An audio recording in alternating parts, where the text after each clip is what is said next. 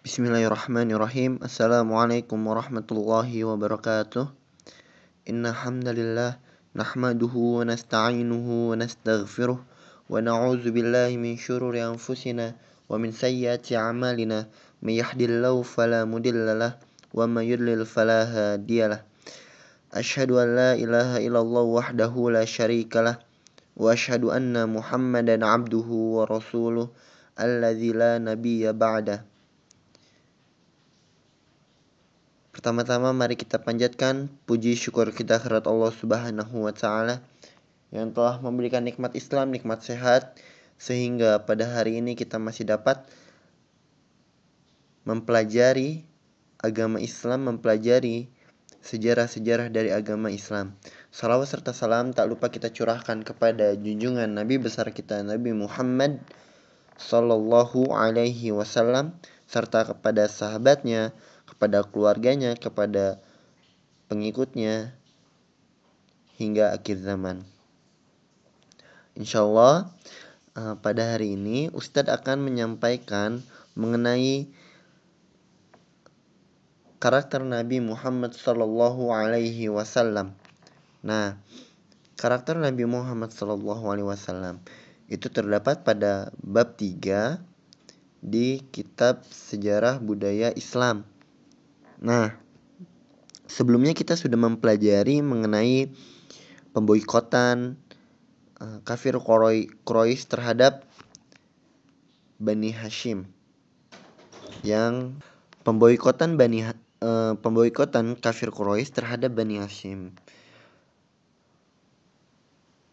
dengan jangka waktu selama 3 tahun ya. Pemboikotan itu sangat menekan umat Islam atau sangat membuat terpuruk umat Islam, tetapi umat Islam itu sendiri tidak goyah imannya. Itulah keistimewaan para sahabat. Nah, di sini kita akan membahas karakter Nabi Muhammad sallallahu alaihi wasallam. Nabi Muhammad sallallahu alaihi wasallam diberikan keistimewaan berupa watak dan kepribadian luhur serta beragam. Allah menghiasinya dengan sifat-sifat mulia yang terangkum dalam 2 kata, akhlakul karimah atau akhlak yang mulia. Diriwayatkan dari Aisyah, ia berkata, beliau adalah manusia terbaik akhlaknya, tak pernah membuat orang lain berpikir keji atau berkata keji, tak pernah gaduh di pasar, tak pernah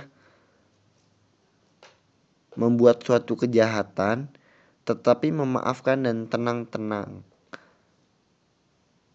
Jadi Nabi Muhammad digambarkan menjadi sosok laki-laki yang tenang, yang tidak keji, tidak brutal ya, sangat mulia akhlaknya. Ia pun dikatakan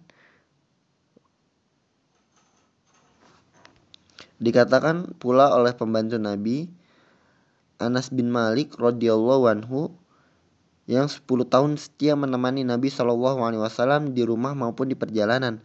Rasulullah adalah manusia terbaik akhlaknya, anjurnya.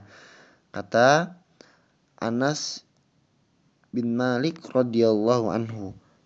Maka tak salah bila dikatakan Nabi Muhammad sallallahu alaihi wasallam adalah Al-Qur'an berjalan di muka bumi.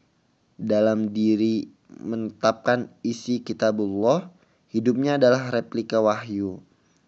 Dengan begitu, Nabi mengajarkan kepada manusia bagaimana mewujudkan firman Allah dalam kehidupan sehari-harinya, dan cukuplah sebagai bukti pujian Allah kepada Nabi Muhammad sallallahu alaihi wasallam dalam banyak ayat serta persaksiannya. Dan sebenarnya kamu benar-benar berbudi pekerti yang agung. Quran surat Al-Qalam ayat 4. Itu adalah kesaksian dari Allah Subhanahu wa taala. Beliau senantiasa memperlakukan orang lain dengan lembut. Instruksi mereka.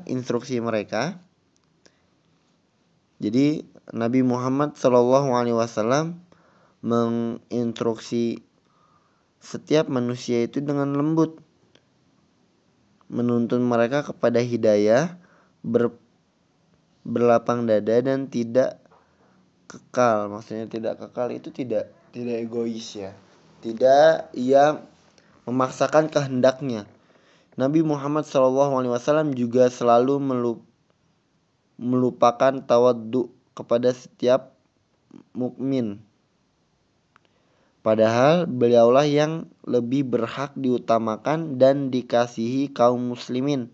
Dalam Quran surat At-Taubah ayat 128 Allah berfirman yang artinya, sungguh telah datang kepadamu seorang rasul dari kaummu sendiri, berat terasa olehnya penderitaanmu, sangat menginginkan keimanan dan keselamatan bagimu, umat belas kasihan lagi penyayang terhadap orang mukmin. Bahkan beliau adalah rahmat yang diutus untuk semesta alam, langit dan bumi.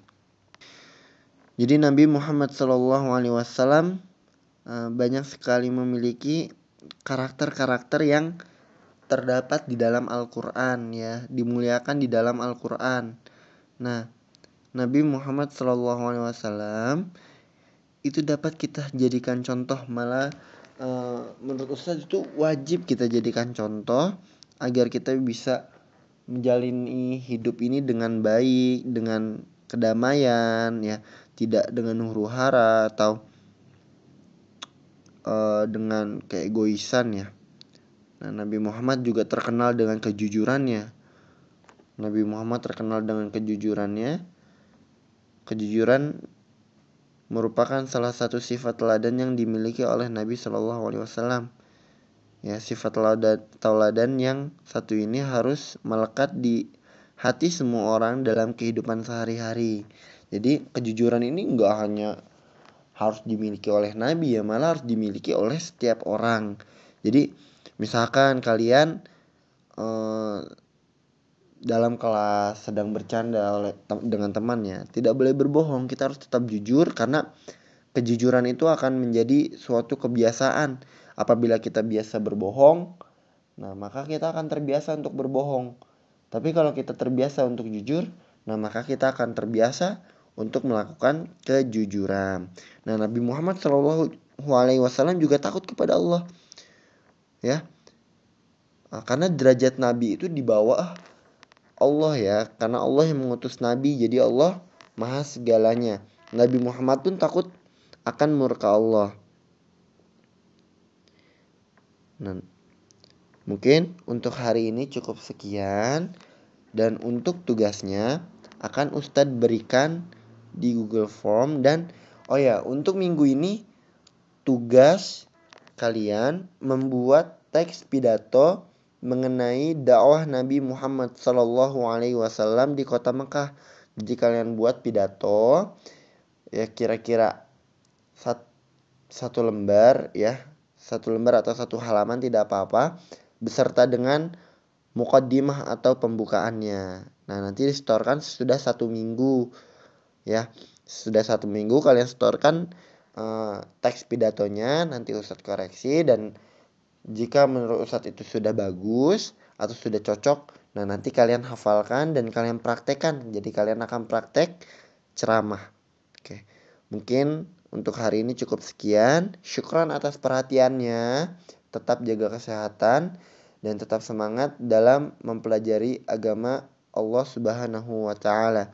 Syukran. Subhanakallahumma wa bihamdika asyhadu an la ilaha illa anta astaghfiruka wa atubu ilaik. Assalamualaikum warahmatullahi wabarakatuh.